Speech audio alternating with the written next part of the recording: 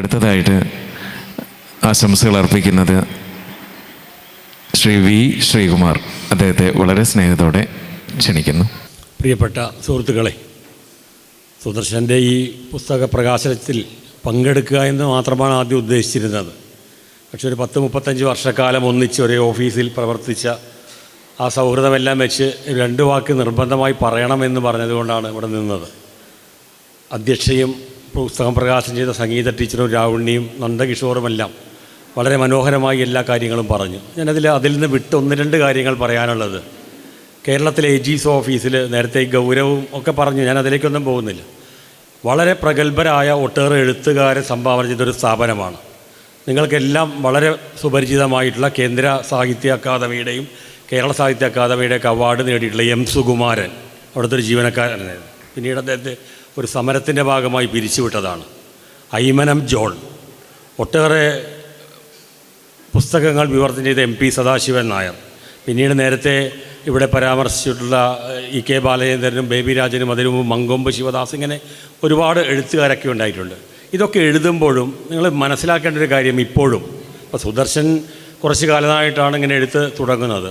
ഇതൊക്കെ നൽകുമ്പോൾ ഒരു കേന്ദ്ര ഗവൺമെൻറ് ജീവനക്കാരനൊരു സാധനം എഴുതി കഴിഞ്ഞാൽ അത് പബ്ലിഷ് ചെയ്യാൻ ഇപ്പോഴും ഒരുപാട് വിലക്കുകളുണ്ട് എന്നുള്ളതാണ്.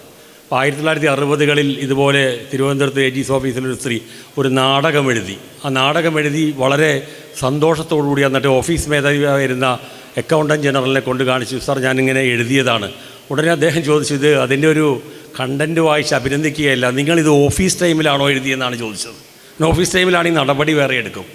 ആ പുസ്തകം എഴുതി പ്രകാശനം ചെയ്യുമ്പോൾ എഴുതണം, ഇത് പ്യുവർലി ആർട്ടിസ്റ്റിക് ആൻഡ് അമച്വർ ആവശ്യങ്ങൾക്ക് എഴുതിയിട്ടുള്ളതാണ്, ഇതിൽ നിന്ന് ഒരു സാമ്പത്തിക നേട്ടവും എനിക്കുണ്ടാകില്ലെന്നൊക്കെ എഴുതി കൊടുത്താലേ പാടുള്ളൂ. അങ്ങനെയൊക്കെ ഉണ്ട്, ഇപ്പോഴും അത് തുടരുന്നുണ്ട്. ഇപ്പോൾ ഈ അടുത്ത കാലത്ത് M. സുകുമാരൻ മരിച്ചതിന് ശേഷം M. സുകുമാരൻ്റെ പേരിൽ ഒരു ട്രസ്റ്റ് രൂപീകരിച്ചു. ഏറ്റവും നല്ല എഴുത്തുകാർക്ക് അത് ഓരോ മേഖലയാക്കി തിരിച്ചുകൊണ്ട് ഒരു വർഷം 50,000 രൂപ അവാർഡ് കൊടുക്കുന്നു, ഒരു പൊതുപ്രവർത്തകനും കൊടുക്കുന്നു. അപ്പോൾ അതിനൊരു ട്രസ്റ്റ് രൂപീകരിക്കാൻ തീരുമാനിച്ചു. അന്ന് ഞാനൊക്കെ ഓഫീസിലുള്ള സമയത്ത് ഒരു സംഘടനയും പെൻഷൻകാരുമൊക്കെ ചേർന്ന് സുകുമാരൻ്റെ കുടുംബമായി ചേർന്ന് ട്രസ്റ്റ് രൂപീകരിക്കാൻ തീരുമാനിച്ചു. അതിൽ ഞാനൊരു മെമ്പറായിരുന്നു.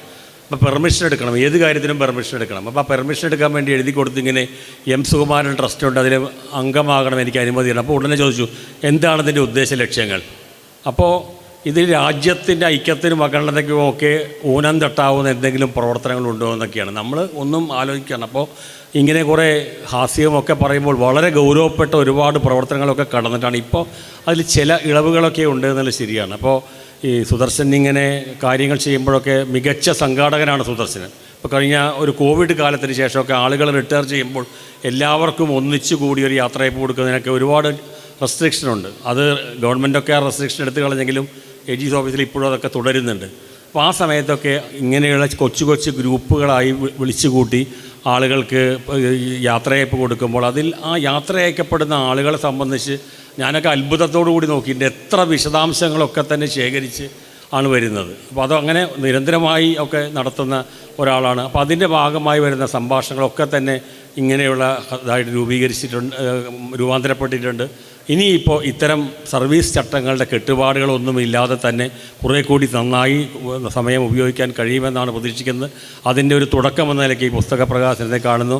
എൻ്റെ ഏറ്റവും അടുത്ത സുഹൃത്തിന് എല്ലാ ആശംസകളും അർപ്പിക്കുന്നു. നല്ല വാക്കുകൾക്ക് നന്ദി ശ്രീകുമാർ.